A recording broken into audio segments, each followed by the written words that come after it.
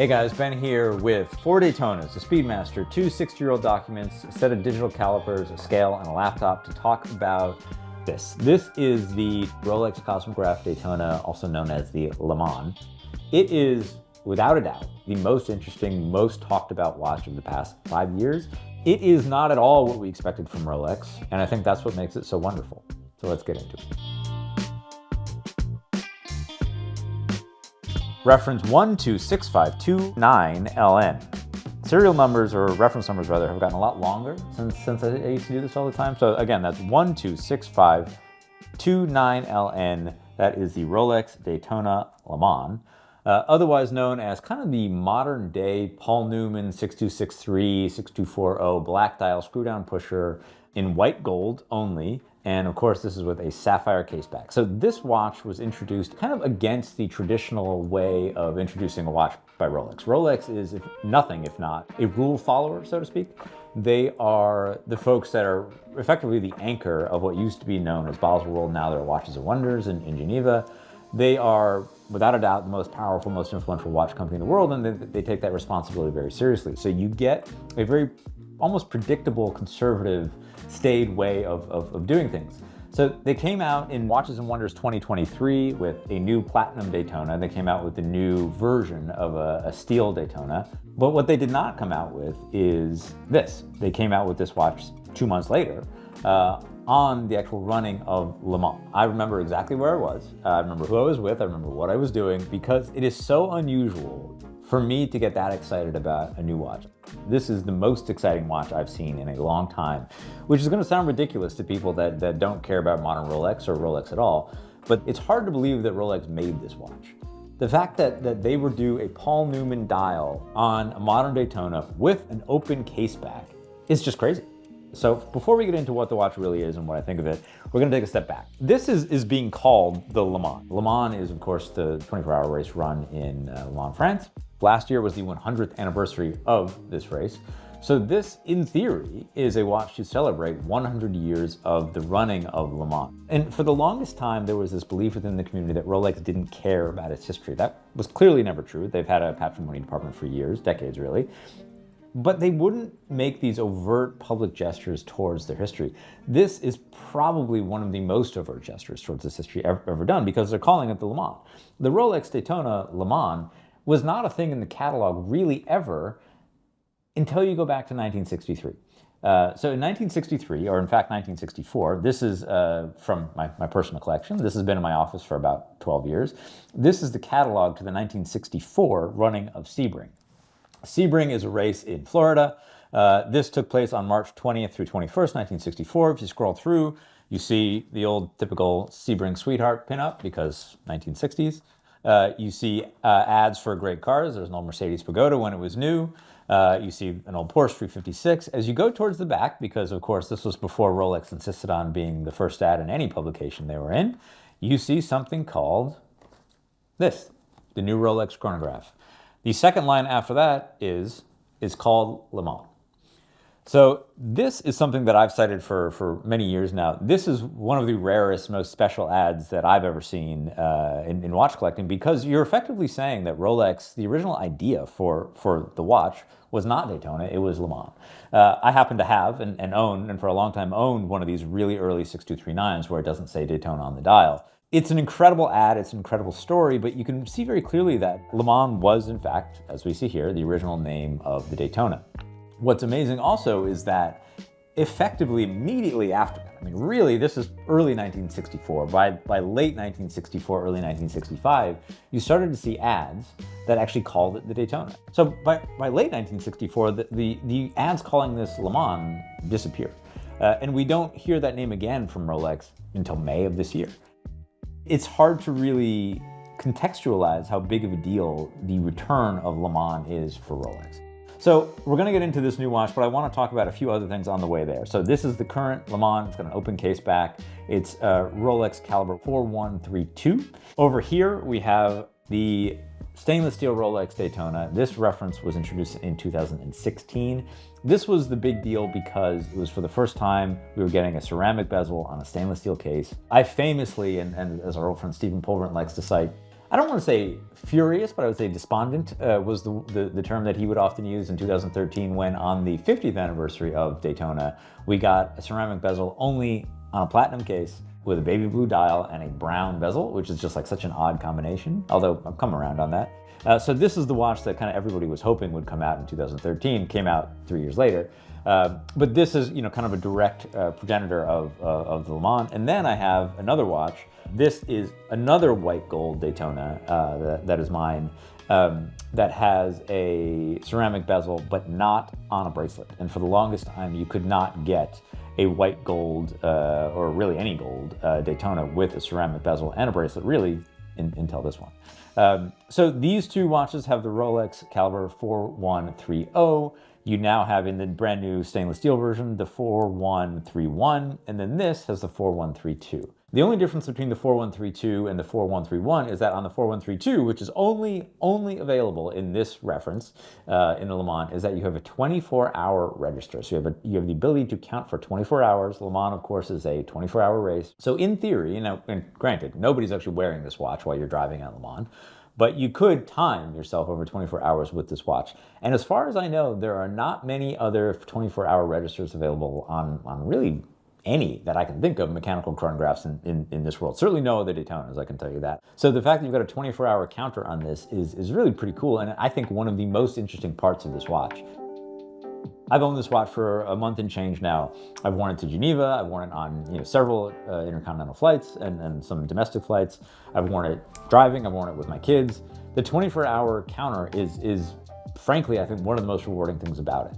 You have also the open case back, which again is like, if I told myself, a future version of myself 10 years ago, that Rolex would do an open case back, I just frankly wouldn't have believed him. I mean, it's just something that is so disconnected from kind of what Rolex stands for. And frankly, it's one of those things that I don't even know that I support. I'm happy that it's here, but I don't even know that I like it, because on my steel and gold watch, I actually engrave every modern Rolex I have with my initials or some version of it, the year, and then where I was when I purchased the watch. So this watch I bought from Rolex Wempe here in the city in 2019. This watch I bought actually at one of my first Dubai Watch Weeks, which was 2017 from the Siddiquis, an amazing family over there. And these are great memories for me. I've heard so many stories about Rolexes that are engraved being passed down. It's something that I intend to do for sure. But now all of a sudden you can't engrave them in the traditional way. That is a little bit of a bummer to me, but at the same time also, this is just such a curiosity of seeing an open case back on a Daytona. A lot of the criticisms of this watch stem around slightly different case dimensions than what we've seen in the past, and I just wanted to kind of get to the core of it here, so I brought along a digital caliper here. So we can see exactly how big this watch is in terms of dimensions. It is, from crown to the other side, we have 43 millimeters. So we'll just compare that to the stainless steel version here. The stainless steel version on this is actually the exact same, 43 millimeters. Then you go to the white gold here, case dimensions, and crown, again, 43. So again, the case dimensions here are exactly the same. If we go to the lugs, just to be very careful here, this is 26.85 on the new one, 26.98. So, okay, ever so slightly wider at the lugs, but really effectively the same kind of proportions. They are slightly wider, I would say, than kind of what we're used to at the lug. I think that the big thing for me, having been wearing this watch now for over a month, the only real thing that I noticed the difference of is how thick it is. And I will say that is for sure because of the open case back on the back. So let's just take a look at what that looks like. So we'll look at the white gold. White gold is 12.22 millimeters thick on the old white gold, and on this one, this is 12.28. So maybe the difference is all in my head. Maybe it's just my own perception saying, hey, this is an open case back, so it has to be thicker. That's a criticism that is often kind of bandied about with open case backs versus closed. Obviously, really nominally different in terms of thickness here. The other thing that I'll say is this being a white gold watch is pretty heavy. It's not too heavy. I'm actually a fan of heavy watches now. Stainless steel, which for the longest time was kind of like the holy grail metal for so many of us, is now kind of something that it's just not that appealing to me. So let's just compare and contrast here. So we have a stainless steel watch, we have a scale of the last generation Daytona. This watch weighs 136 grams. the new Le Mans Daytona is 200 grams on the dot. So, considerably heavier for sure. Let's just compare the old one without the gold bracelet. This one is 158 grams. So, you're talking about a 30-gram difference between steel to gold, and then another, I would say, 40 grams to get into the bracelet. And then just for comparison's sake, again, this is 200 grams. Yep, 200 grams in white gold. This is the modern day Le Mans. And now let's take a look at the very first Le Mans, which of course is a stainless steel watch from 1963, much smaller dimensions. This is 88 grams, so we're talking less than half the weight. So a really, really different watch. And again, this watch on the wrist is fantastic, as I think all Rolexes are. I mean, the case dimensions, as we said, are no larger than the steel ones. We just proved that. It looks amazing on the wrist. It's incredibly satisfying to own. The kind of like traditional criticism of the aesthetics of this watch were really around the use of red for Daytona and the 100 marker on the bezel. I happen to be colorblind. I don't see it at all. They literally just disappear into black. From what I've been told by my friends here in the office, it's much better in person than you would have seen in the pictures. Somebody described the photographs, the red in the photographs, as lipstick red. This is really more, according to them, as something that just kind of blends in and is not so overt and kind of in your face. For me, it doesn't matter at all because I can't see it. But ultimately, this is not super pronounced and not something that really detracts from the specialness of the watch. This watch retails for $51,400, I believe. Yes, $51,400. How do you get this watch? You go to your authorized dealer and you say, hey, can I have this watch? And then you're probably gonna be told no. If you are told yes, it's gonna take probably some time. I know a few guys that have this watch already. John Mayer has one, Tom Brady has one, Mark Wahlberg has one. People like that who are not only certainly well known, but also, consistent buyers of Rolex at authorized dealers. Those are the people that are going to get the calls first. And to be clear, I named three, I would say hyper famous people in the watch community, but I know probably 4 or 5 other guys whose name you wouldn't recognize that also have this watch. And, they may or not post them on Instagram, it doesn't matter, but they are regular buyers of Rolex at all price points. And that, as I think everyone may not know, but should know, is how you get any watch from Rolex or Patek. You have consistent support across price points. You do things that you're buying watches not only that are worth several X retail the minute you take delivery, you're buying things because you love it. And I think that is still the best way to get any great watch from any hard to get brand. So again, if you want this, you probably already have a multi-year relationship with an authorized dealer. If you don't, it would be challenging, I think, to get one anytime soon. The secondary market price, I'm just gonna pull up our little friends over here, Chrono24, and type in the reference number. Okay, let's see what we got. There are 25 listings for this watch. I would guess out of those 25 exist probably 5, just based on what I know how this tends to work. The highest price asked for this watch is $400,000. That is ridiculous for this watch. Also, why would you pay $400,000 when the next listing on it is $240,000? So I would say the average price for this watch, based on what I'm seeing, and these are ranging from UK, Hong Kong, there's one in the US at $276,000, there's one in Belgium for $324,000. I know of one that sold privately from a gray market dealer recently, and the price that it actually transacted at was $230,000. So we're talking about 5-6x retail for this watch. How long will that last?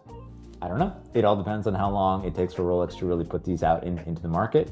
Obviously, many times retail for a watch is something that some people are down to do and some people are not.